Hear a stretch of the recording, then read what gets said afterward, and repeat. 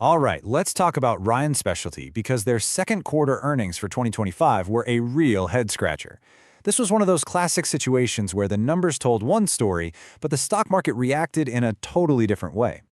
So just look at this contrast. On the one hand, you have the actual report.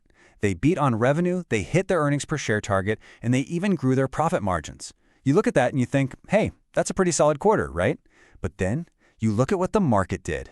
The stock got hammered, dropping 5.5% on a huge spike in trading volume.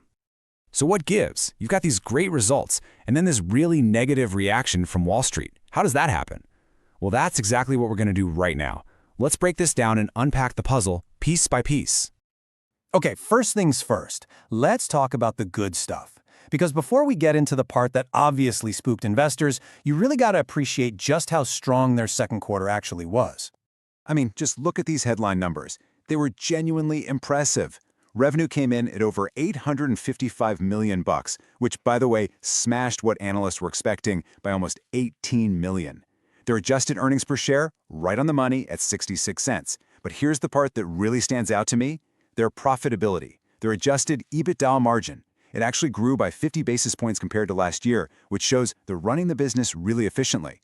And all of this was fueled by a huge 23% jump in total revenue. So, you might be asking, where did that massive 23% growth actually come from? Well, it wasn't just one thing. It was like they had a couple of engines firing at once. You can see here that about 7% of it came just from their core business doing its thing. That's pure organic growth. But check this out. A whopping 13% of that growth came from their acquisitions. That means the companies they've been buying are already paying off big time on the top line. Okay, so the quarter itself looked great. With performance like that, you'd think the stock would be flying high. So what on earth went wrong? Well, it all boiled down to one thing, the forecast. And specifically, one part of their business that seems to be hitting a wall fast. And boom, this is the market's verdict right here. A 5.5% drop, just like that. It tells you everything you need to know. Investors basically ignored the great quarter they just had, and instead they zeroed in on the storm clouds that management pointed to on the horizon. And look, management didn't beat around the bush. They were super direct about the problem. The CEO, Tim Turner, he got on the call and pointed right to it. He said they saw a rapid decline in property pricing and that it got especially ugly in June. That right there, that's the smoking gun. And we are not talking about a small dip here. This was a free fall. The company said that average property rates, which were already down 10 to 20%, suddenly accelerated to being down 20 to 30% in Q2. That is a staggering amount of pricing pressure. It's a massive, massive headwind for that whole part of the business. So what's the bottom line here? Well, because of this major property headwind, they had to slash their guidance for organic growth for the whole year. They took it from a really solid 11 to 13% all the way down to 9 to 11%, and that is what the market absolutely punished them for. And it wasn't just the growth forecast. That pressure on the top line, plus the fact that they're still investing in the business, well, it forced them to trim their profitability outlook for the year too. So it's a real double whammy, right? You've got lower growth and tighter margins coming up. At least, that's the near-term picture. But here's where the story gets a lot more nuanced. It's not just about a simple guidance cut. If you really dig into what they said on the earnings call, you can see a very clear, very deliberate strategy for how they plan to navigate the storm and, play the long game.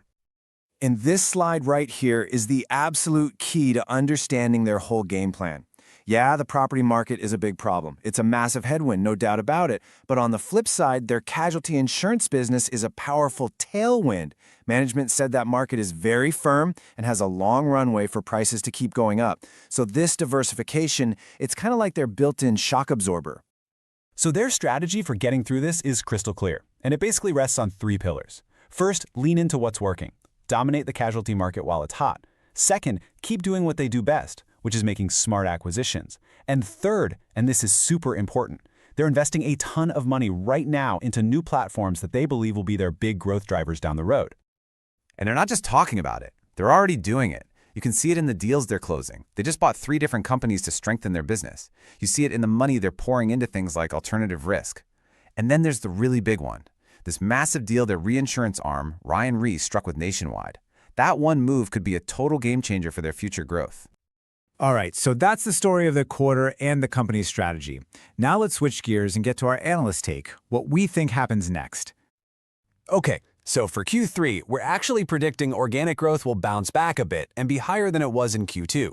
Why? Well, just because of the timing of their business, that property drag won't hit as hard, and the really strong casualty side will have more room to shine. Now, what about the stock price? We think it's going to be kind of stuck in a range for a little while. The thing that'll unstick it is any sign that property pricing is finally bottoming out. And from a strategy standpoint, those big investments they're making, expect them to weigh on profit margins for the rest of this year.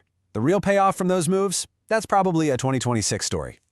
So, when you put all of that together, what's our call? We're rating it market perform. Look, the company's doing a great job, and they have a smart plan for the long run. But you just can't get around those big property market headwinds in the near term. It's a classic case of a good company facing a tough environment. All right, now let's talk about a potential trade idea. Right now, the market is pricing this stock based on that new, lower guidance.